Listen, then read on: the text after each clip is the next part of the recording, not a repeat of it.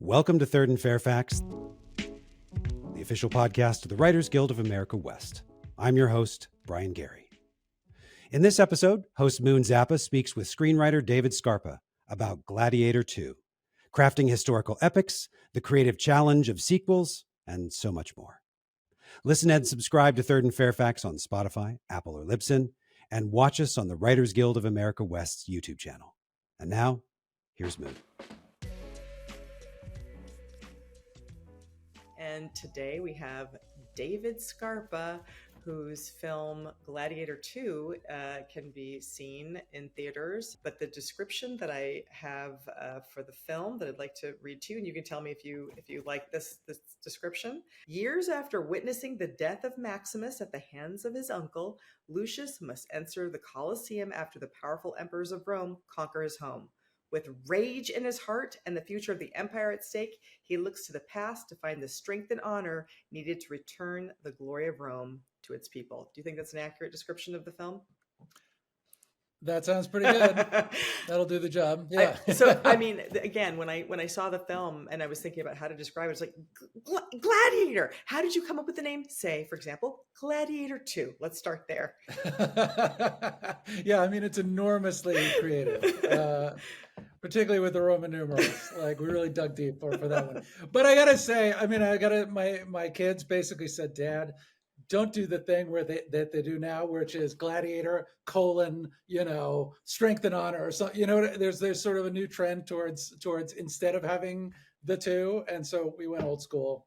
We went classic, and we just went with the Roman numerals. So you have worked with Ridley Scott quite a few times before. Did the project come to Ridley? Did Ridley come to you? How did anyone even decide to make this film after so much time?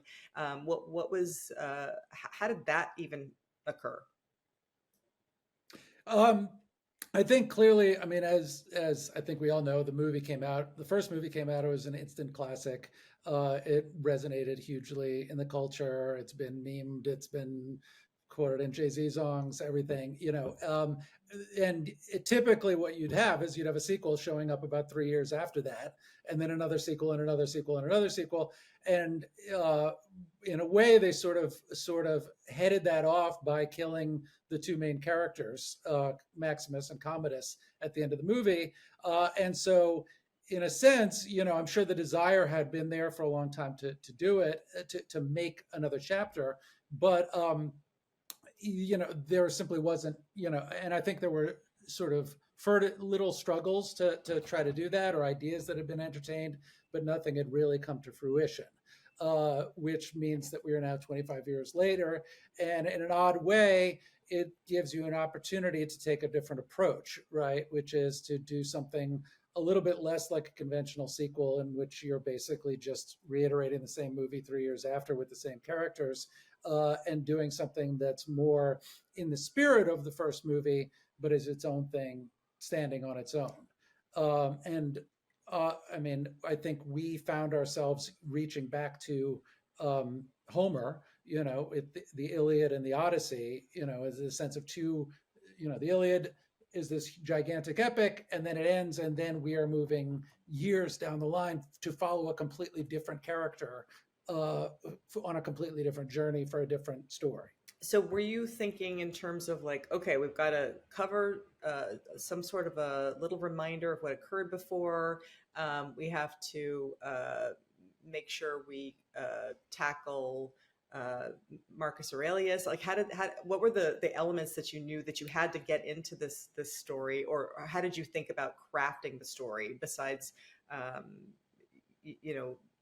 as you just described? Were you taking elements as you knew you had to hit these benchmarks? Because the movie, even though it's 25 years ago, because the first movie is such a classic, we didn't really feel that we needed to do a whole lot of, recap to catch the audience up. In a weird way, the only person who thought we did was Ridley. He seemed to underestimate the popularity of his original movie. It's like, well, we've got to, and so that's part of where we have an opening credit sequence where we get little glimpses. That was so smart. I thought that was so great to do it as that animation. I thought that was really just such a fun way to just honor the history and And then was that something that was, did you write that, or was that the title sequence idea? No, I think that was something that Ridley came up with later, just to particularly for younger audiences who might, interestingly, in my mind, there's nobody who hasn't seen the first movie, but there are actually a younger audience who haven't seen the first movie, and will be possibly returning to it after this movie. So you needed to hit those notes a little bit, in terms of just sort of gently reminding people, but we didn't feel that we needed to sort of go back and retell the whole story all over again. And in a way, hopefully, there's enough there in the story we're telling that even if you haven't seen the first film, you can pick it I up. definitely think you achieved that. Did you? Yeah. Do you think a blockbuster is a genre? Because it's how many pages was the screenplay, and because I feel like blockbusters have kind of not a lot of dialogue, but more action and more behaviors. Yeah. How would you say that's true, or what's your? Well, it's interesting. I mean, the first draft I wrote was sort of a conventional screenplay. I think it was like 115 pages or something, 120 pages, but a normal script. And then essentially Ridley just sort of went at it with a red pen, and slashed out. I think cut the script down to something like 75 pages. And that was the draft that we handed into the studio. Which had me so anxious that I had my attorneys checking my contract to make sure that I wouldn't be in default of my contract by handing in a 75-page screenplay. And lo and behold, and Doug Wick, the producer, had to reassure me it's going to be okay, whatever. And they actually greenlit the movie off of that 75-page draft, which was pretty astonishing and would probably not be happening. Don't try that at home, kids, when you're handing something in. But that was what Ridley liked to call the footprint, which was something that was much more pared down. And a lot of that footprint remains in the movie, but and that got the studio going, and they got spending, and it got whatever. But at a certain point, they really needed to see a whole movie. And so then I sat down with Ridley, and we sort of had there was a time in his schedule where he and I were able to meet a lot and talk about it a lot. And that resulted in a much bigger thing, like a 130-page script.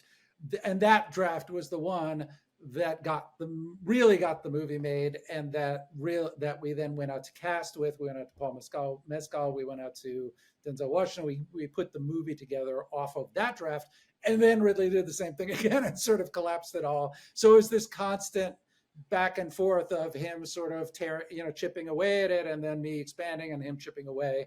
And that went on pretty much all the way. Has that process been the same since you first worked with him, or has that process evolved over the cycles of each version of working on something with him?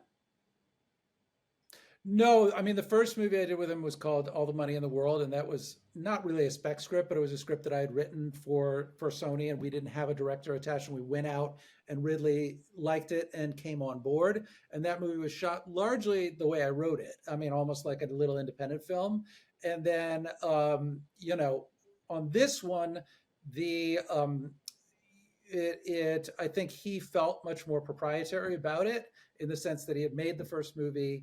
He felt that he had created this world. He felt that he had a sense of what would be authentic and what wouldn't, what would be correct for this world that he was trying to create. And also in terms of what interested in him personally and what didn't. And so there was much more of a nitty-gritty kind of involvement on his part all the way through, with the script than there was in the first movie.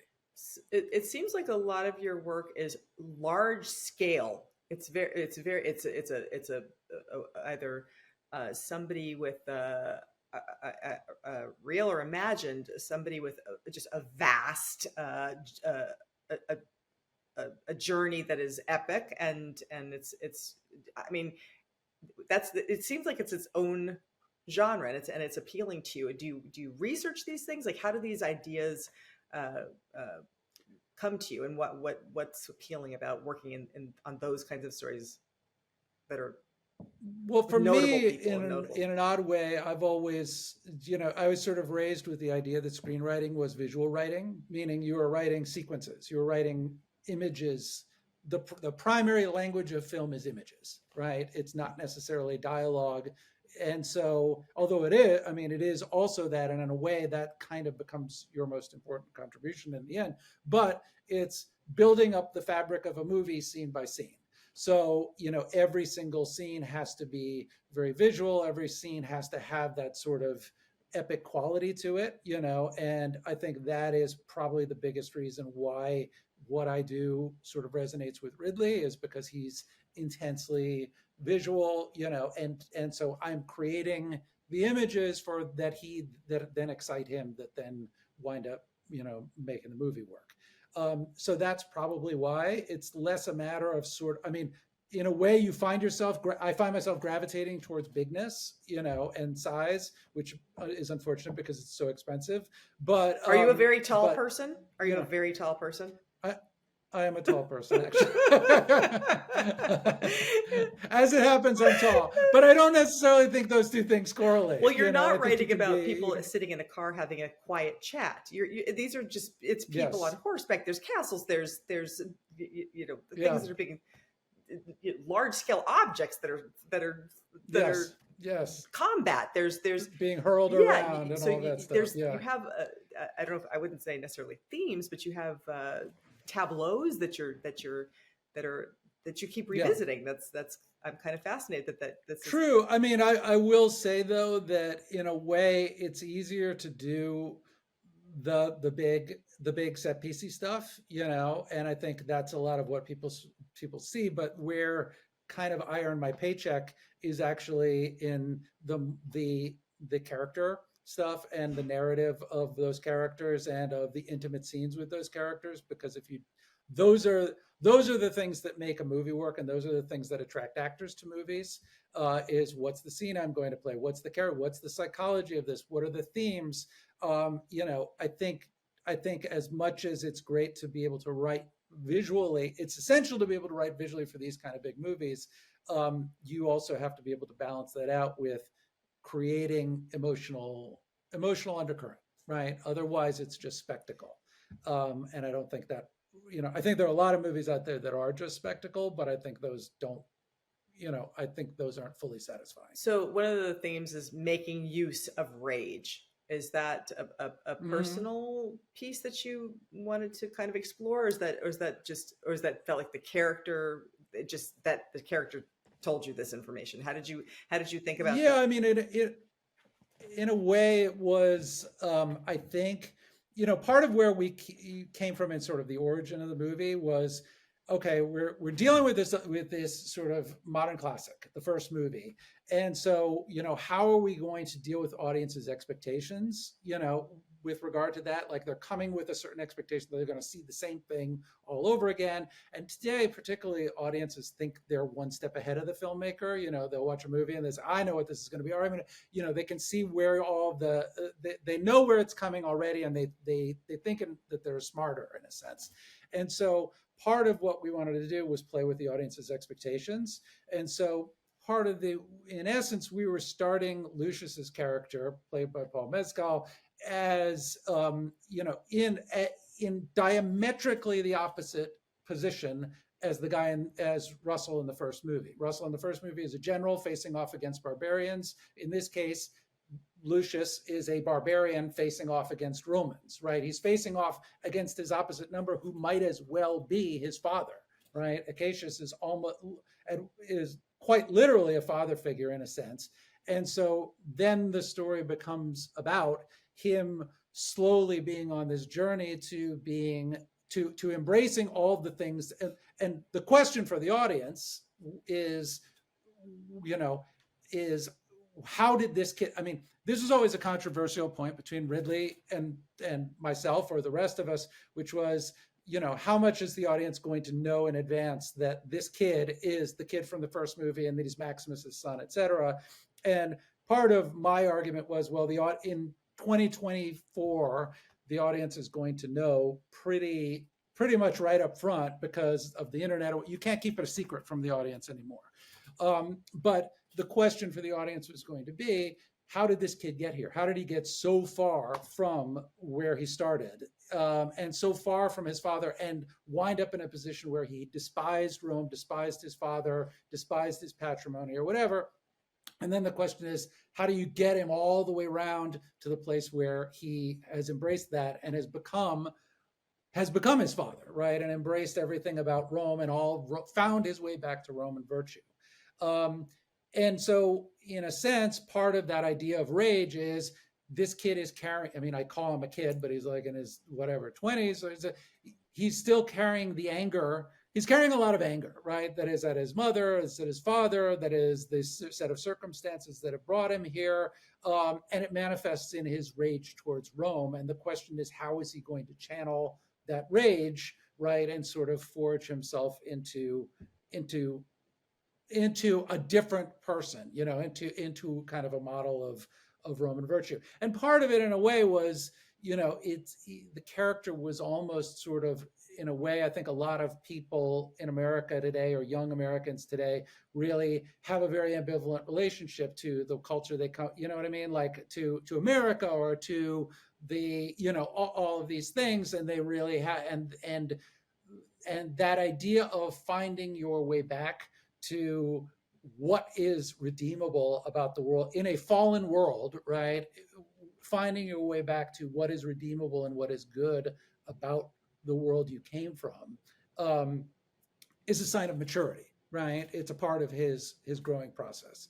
And so that was really the center of the whole thing. What came first, the that structure that you just described, or the Marcus Aurelius quote that seemed like the most perfect fit, which was, the best revenge is to be unlike him who performed the injury? Because there's like two storylines that are kind of expressing that, what you just described about our hero having to have this reversal, and then there's Denzel Washington's character comes at it from a totally different perspective. But did you have that quote in mind, and you're like untangling it, or how did that make its way into the film? No, but I mean, we did. I mean, one of the things that I think came about after the first movie and in the years since is there's been a lot of interest in that philosophy, Stoic philosophy. There's like a whole sort of sub industry of people who are, and that goes for Marcus Aurelius, or it goes for Epictetus, that goes for, a whole range of ideas. And part of the genius of the first movie was it really used that, like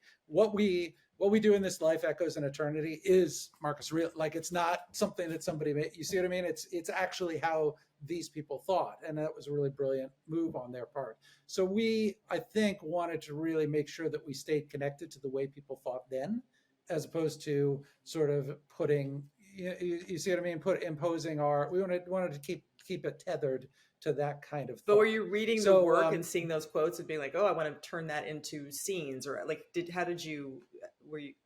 No, but I think Macrinus's character led himself to, if you see what I mean, the story that we were telling of this sort of Iago-esque kind of figure led itself naturally to using those little ideas, right? Like, and part of it is that and it's quite subtle, and it may have been sort of trimmed down to a point where it's not clear, but the idea is that he himself, he tells Lucilla that he taught himself to read, Latin by reading Marcus Aurelius's,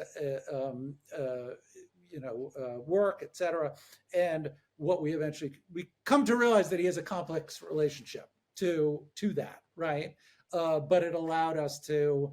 It meant that it just created another layer in who he was. Did you go to Rome to do some research?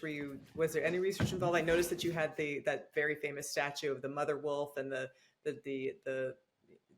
two twins that are suckling from her teats, and you've got this version of Romulus and Remus in your story, which was so fun. Your take on it. How did you work with that idea? I wish I had. I mean, we actually went to Rome to do All the Money in the World. That was where that was shot. So that was actually where I first encountered some of these. Not Roman history, but just in terms of if you've ever been to Rome, it's all around you, right? I mean, and it's truly like I remember I went with my daughter to a cat sanctuary that was housed in the place where Julius Caesar was murdered. The actual site of the murder had been turned into a cat. Like in America, that would be like an enormous attraction, right? And they basically just chose to open a cat sanctuary there. So it's everywhere in Rome. We, but did we go back to Rome? Not necessarily, right? We didn't really feel the need to do that, but there was definitely a sense of really trying to sort of steep it in right, because one of the legends is that this mother wolf raised these two boys, and that was the beginning of Rome. And so you've got these power hungry twins that are causing arbitrary cruelty and havoc and chasing power. And were you thinking about the timing of this film, its release, and the power versus building a better dream? Were you thinking about the political landscape at all? We talked about it a bit. I mean, I don't think we ever really wanted to push messages in that sense, because I think audiences find that when you feel that you're watching somebody sort of editorializing, you tend to tune out. And also, I think we wanted it to sort of stand on its own years and years out and not be sort of something about this particular moment.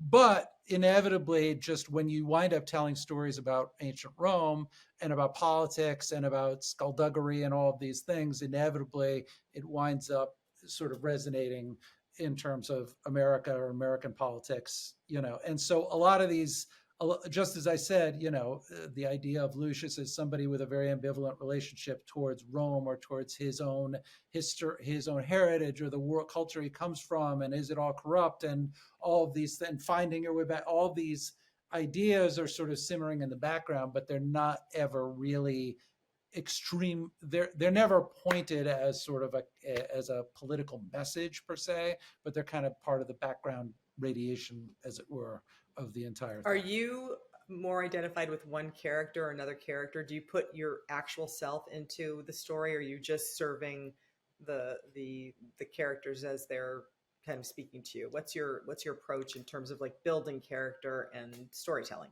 I think, you've got to personally identify emotionally with every character when you're writing them, right? So when you're writing Macrinus, you're seeing the world as he sees it, right? When you're writing Lucilla, you're seeing the world as she sees it. Like at any given moment, you've got to be feeling what each of those people is feeling, and hopefully those things are in conflict, and yet you're maintaining both of them in your mind at the same time. I think it's essential that you're never outside of.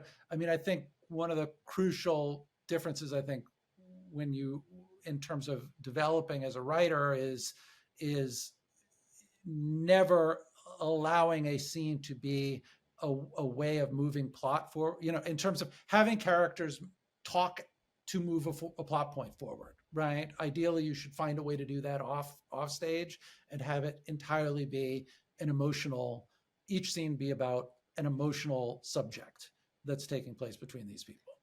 How did you know you were a screenwriter, and when did you feel like you were one? Was it the same time, or were those two different times?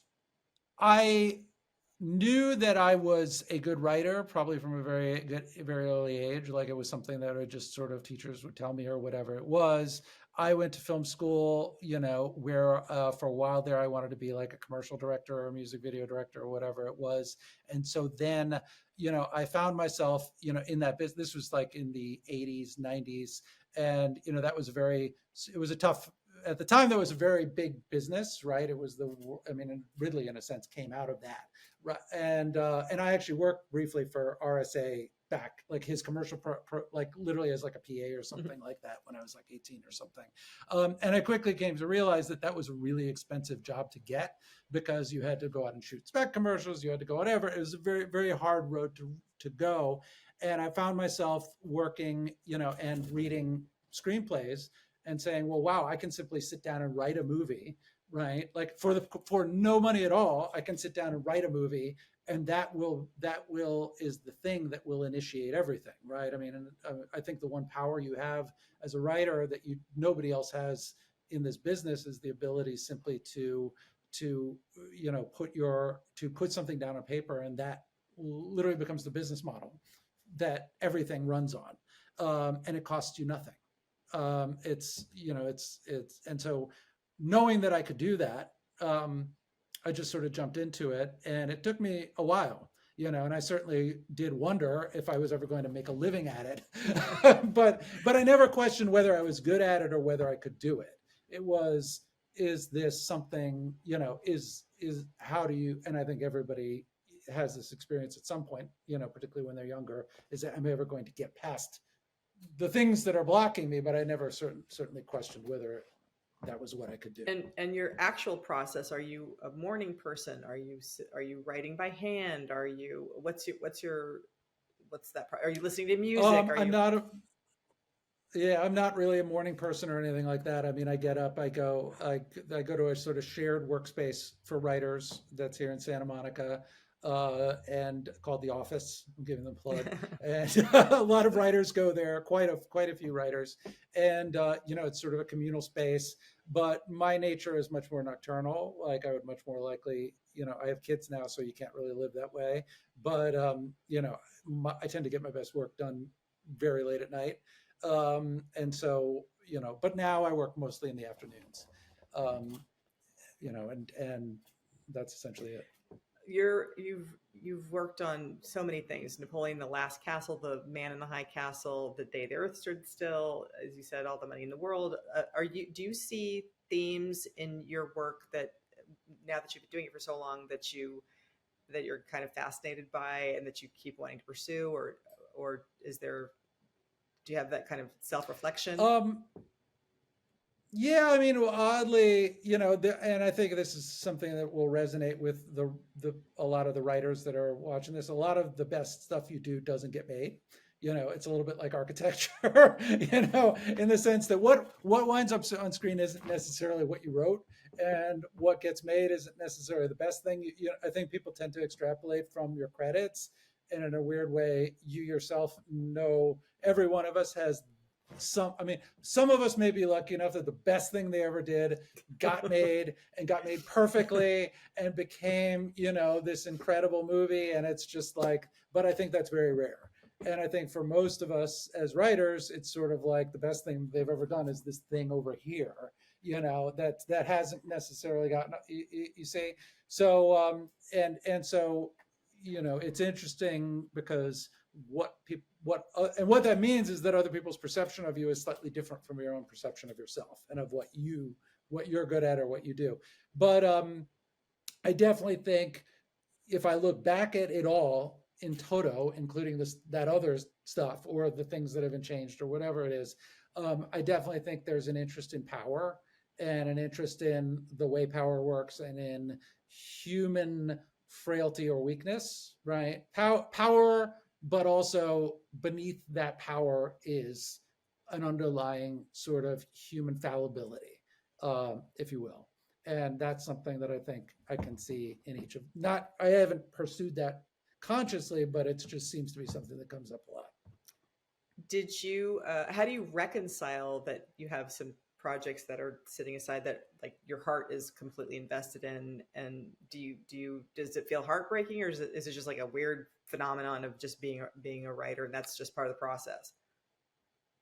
It's frustrating. I mean, is it heartbreaking? It definitely wears at you, I think, and I think anybody you have on this podcast would probably say the same thing, who's beyond, has been around a while, which is, like I said, I mean, there are a lot of frustrations that come in this game. And I find myself giving the advice to younger, as at this point in my life, I have other younger people who come to me for advice, or people who have who are just starting out or whatever. And kind of what I say to them is that it's essential to take partial wins or take your wins early, meaning as I said before, you're very rarely going to be in this place where the best thing that you write gets cast with the best possible actors, that then gets made perfectly, and then comes out and reaches an audience and all of those things. Like, it just doesn't really work that way.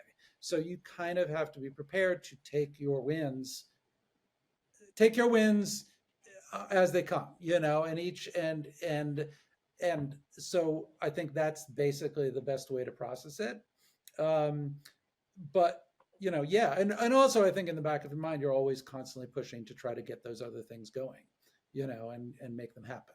And I will also say at the same time, to not be too tethered to the past, in the sense of, you also emotionally have to be prepared to say, I don't care about any of that. I don't care about what I did in the past. I don't care about whether it was good or bad. I don't care about whether this was a success or not, and just focus entirely on what you're going to do next, because that's all you really have control over. Which part of the process is fun, and which part is your least favorite? Is there something that when you're writing it, you're just thinking about the writing, or when you see it made, is it thrilling to see your words come to life? And did this film exceed your expectations, or how do you work with? I think the best part, and I think a lot of writers will tell you this, the best part is really writing the first draft, right? Like when you write it and you get it to, and that's your movie, and it gets to be exactly what you want it to be in your head. And I've gotten to the point where now I know before I hit send, this is like, before you hit send, like, this was the good part. I mean, arguably, you don't get paid for anything that happened. You did all that for free, right? What you get paid for is what happens after that, right? Which is, you hit send, and who knows what's coming out of that box, right? It's like, it may be, God only knows what's coming, and that's what you're getting paid for, right? You're getting paid to deal with that. And that's really where the work begins, in a sense, because you're not going to necessarily get things the way you want them, and they're not, you're going to, as I say, take partial victories or whatever it is. So,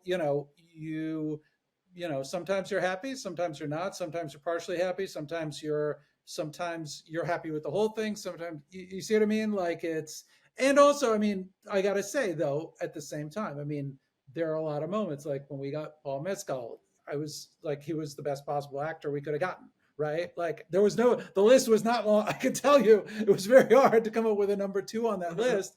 And we were really lucky, right?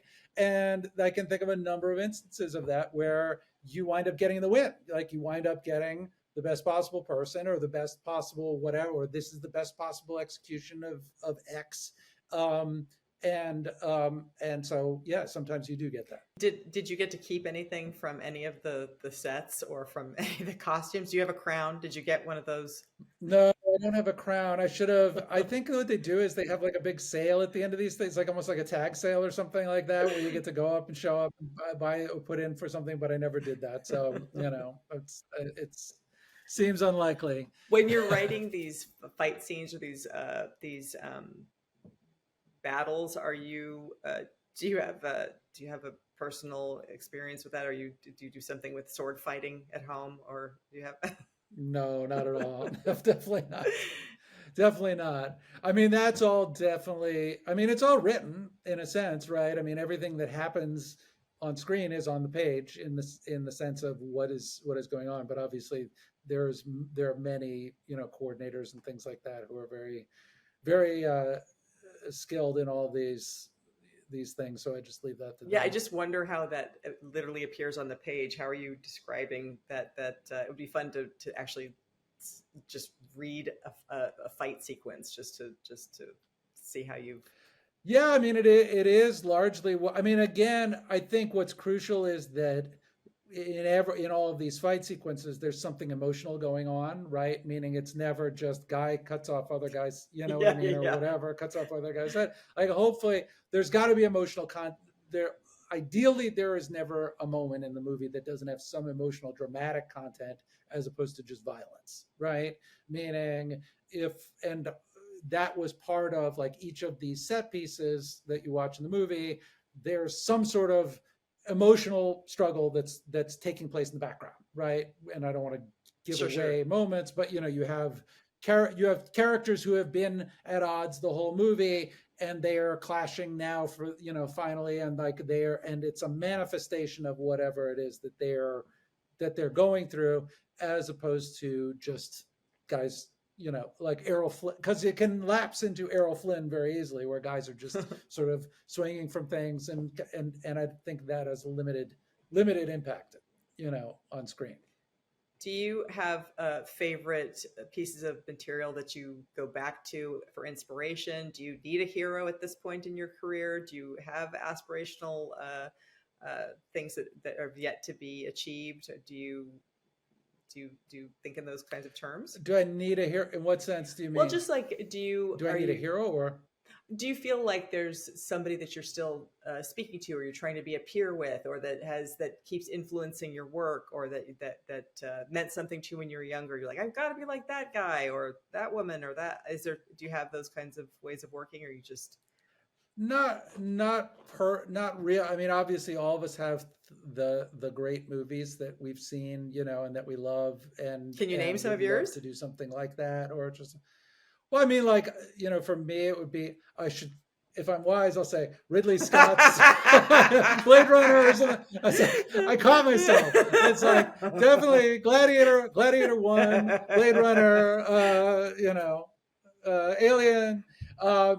Putting that aside, I think movies like, definitely Goodfellas, The Godfather,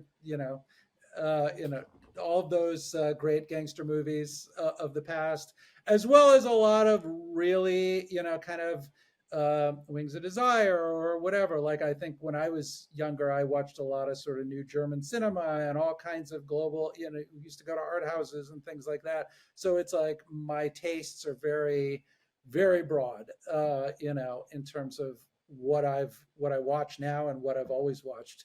And so it's not, and I think for anybody, their creative influences are always going to be all over the map. So, there are a lot of answers to that question. Do you give yourself a project a year, or how do you think in terms of how you work with time and your creativity? Do you give yourself challenges like that, or do you have a drive that just you're unstoppable? What's that process? I'm definitely not unstoppable. I'm very, very stoppable. I'm very stoppable. No, I would love to do more. I seem to do like 1 or 2 things a year. I wish I was a lot more sort of scheduled or whatever. But also, it's a matter of finding things that you want to do. Like, I've never, for better or worse, I've never taken the attitude of, well, I'm going to do things for money. And just sort of, I mean, occasionally there may be things that you do because you really do need to keep, the bills paid or whatever.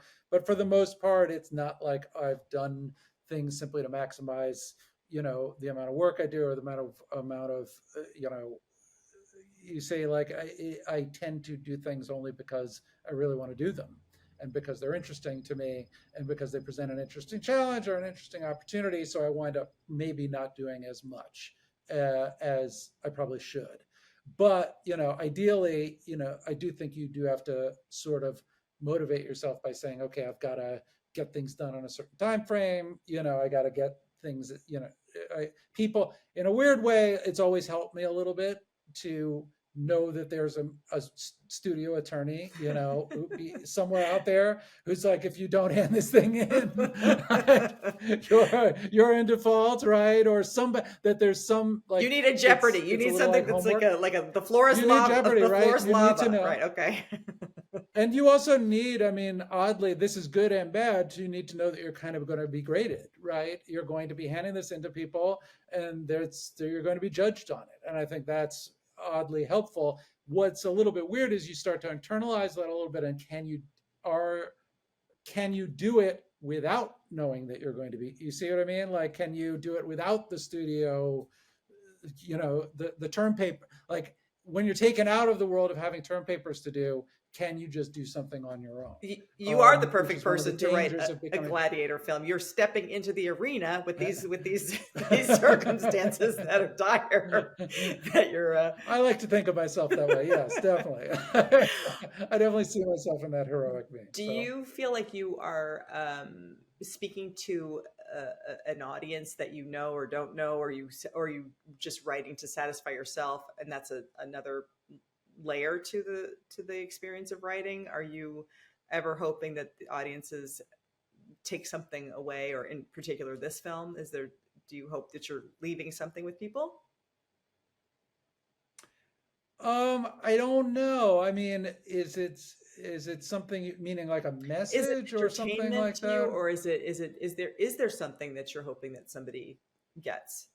You're talking about how you work with emotion. So I think there are definitely themes, like, and I think in order to get yourself to do, like, you got to convince, and in a way it's the raison d'etre of the movie, which is why are we making this, right? Like, why? Well, who needs it? Who needs this? Who needs another Gladiator movie, right? Who needs to make and I think that's a question people should be asking, because often you see movies and they don't seem like they have that. It's just like it's a piece of commerce that somebody's put out there. And even if you're making something that is commerce, you should be trying to find the thing that has a reason for being.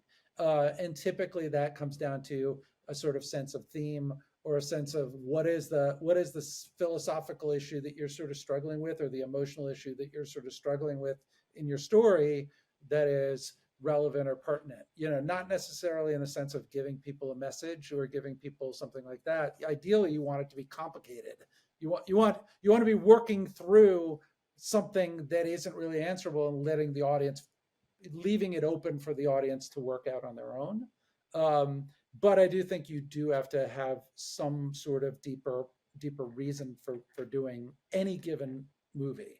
And then I think it's helpful for everybody to know it, meaning everybody on the production, and sometimes they don't. So in this case, what was your distillation? What was the essence of this one for you that you're hoping that the audience takes away?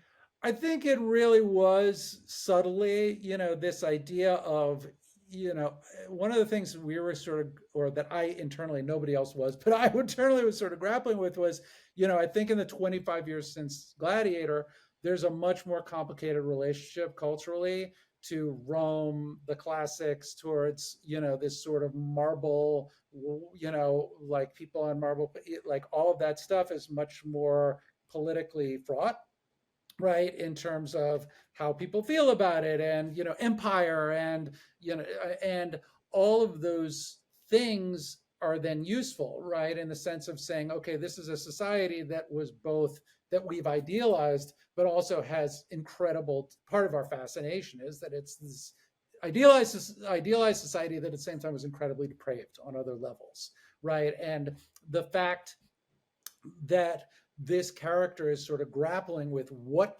is there in this world that I can take from Rome, right? And in a sense, it's, if you're an American, it's like, how do I grapple with my country, with my country's history, with all of the complexities of what my society is, and reach in and take something out of it that has value, or do I reject it, the whole thing, right? And that's essentially where the character is in the beginning of the movie, is just completely rejected all of it.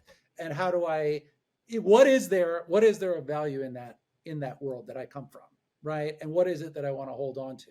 And so that, I think, is the slight, we don't hit it in the sense of really pounding away, on trying to make it relevant, but that was always sort of the undercurrent behind, I think, a lot of what was driving the story. I think there's a couple of things. I don't want to give anything away, but you've got some beasts that the gladiator encounters in that first battle. A lot of beasts. Did you describe them that way, or did you leave that up to Ridley and the design team to create the? You know what I'm saying? I'm speaking in shorthand because I don't. All the beasts. No, there were a lot of. Well, you've seen them. They're in the trailer, okay. It's not like it's a big. But I mean, I think they're baboons. There's like a rhino. There's sharks. Yeah. There's all kinds of stuff. I mean, all of that was written in. I think the baboons started as hyenas. Ridley's like, no, I want baboons. So I mean, it's that kind of thing where it's like we had the whole thing with hyenas. Then the hyenas turned into baboons. We had like, I mean, that was really where the stuff that he loves more as much as anything, which is that sort of big visual, spectacle and showmanship. And so, some of the stuff, like the big naval battle that we've got, which I think is in the trailer, so we're not giving anything away, that was stuff that actually happened. Like they really did fill up the arena with water and have these naval battles take place. And at the time, one of the things about the Colosseum is they had all kinds of insane animal, which was also incredibly depraved, right? Which is they just sort of slaughter animals by the hundreds at the time. And so we definitely made use of that. But that was definitely, each of those was something, right? And then Ridley slightly did his own thing with it in terms of shaping it, in terms of what it became. And a couple more questions and I'll let you go. But the when you depict violence in a film, how do you think about that in terms of do you think that that's something it brings relief to somebody seeing it and you're rooting for your team, or how do you think about that aspect of I think it's complicated, because I think in a way, and this goes back to Shakespeare or whatever, to Homer, but I think in a way, if you go back and read the Iliad, for instance, it's incredibly insanely violent book, right? And or a text or whatever. And I think in a way, part of the reason we are fascinated with violence and watching it on screen is part of how we negotiate with death, right? It's like that visual manifestation of that battle or that struggle. But I think on-screen violence or violence in art is part of how we come to grips with death in life, right? I think death is always sort of in the background for all of us, in much more mundane ways. People dying of cancer, people dying of old age, or whatever it is, but it's always a presence. And I think when we confront death in art over and over and over again, part of what we're doing is confronting the reality of our death and our mortality and whatever it is, and being brave in the face of it. When you see two men come together as gladiators and they've got swords and they're facing death, and are they going to get the thumbs up or the thumbs down or whatever? We're never going to experience that, but we're all going to experience, guaranteed, we're all going to experience some sort of showdown with death. And I think that's part of how we process it. And in each of those confrontations, there's always sort of in movies at least, every one of those life or death confrontations is always represents something more than just death, hopefully. It represents some sort of, here I am sort of making and that's what happened in the first Gladiator movie. I'm making some sort of stand that's a summation of my life, which isn't what we get to have in real life. Nobody ever gets to really have that. But in a sense, it's the idea that death, somehow we're going to face death in however way we do it, and that it's going to somehow sum up everything we've done. And so that is kind of the attitude I take towards violence on screen, which is, it's never really violence. It's almost sort of like a Freudian working out of all of our anxiety surrounding. And I think artists are so lucky because we get to do it in a healthy way, where we don't sit on these things. We actually turn it into something that we can metabolize. And so I find it really interesting. And process for the audience. I mean, it goes back even beyond all that to sort of rituals. In a sense, these are all sort of primitive rituals that the Romans would have had, or whomever, which is the artist or the actor is becoming us, right? He's taking on he's our proxy, right? He's our avatar, or she is our avatar on screen, and they're experiencing these things so that we can experience them vicariously. And it goes back a long way. So that's a pretty great place to end this amazing conversation, unless you have something else to add to it that I missed. That's great. The only other thing I was going to ask you, is there something that you're looking forward to working on, or just something you're looking forward to? I've just done something that I'm really happy with having done. I just hit the button again. So luckily I'm a free man and I'm a little bit adrift. But I mean, there is plenty to look forward to, certainly. So I'm definitely very excited, about what's all of those things. What do you do to fill up that time when you're adrift? How do you refuel? I'm supposed to be doing errands, doing all the things I didn't do, doing all the things that I was supposed to be doing when I wasn't writing and that I let drift. And I'm supposed to be doing those things and I wind up doing nothing. So, and I never accomplished those things. But I have a to-do list of all. Okay, usually ask what the advice you'd give, but you already gave the advice to your to other writers. So I think we've covered everything. If you. All right. But I think this was absolutely fascinating and so great. And the film's wonderful. And it was just an absolute treat to get to have a conversation with you today. That's David great. Scarpa, and the film is Gladiator II and so many other things. And best of luck with all your future projects. And I hope you're the ones that are sitting on the side waiting to be hatched get their chance to be in daylight. That's great. Thank you. Thank you so much. Much appreciated. Thank you. Thanks.